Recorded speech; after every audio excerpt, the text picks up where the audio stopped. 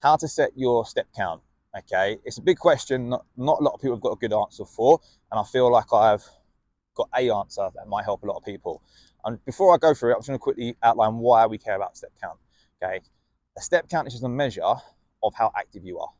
So if you're trying to lose weight, you're going to burn more calories. You're going to burn more by moving more. If you're trying to get fitter, healthier, move better, more movement's going to help with that. Now, doing more is better. However, having a goal to aim for is going to make it easier to obtain.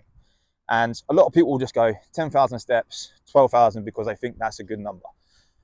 The key here, okay, is to figure out what you can do and find out what the next level is.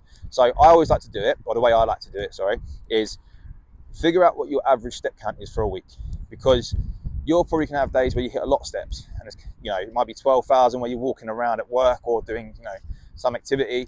There may be days where you work at home or in an office and you don't get to do a lot of steps. That difference between a good and a bad day is where you're losing progress, or is the opportunity to make progress. So when you find your average for the last 7 days, set that as your target, because on the days where you get a lot of steps, you're probably going to hit anyway. It's quite easy wins.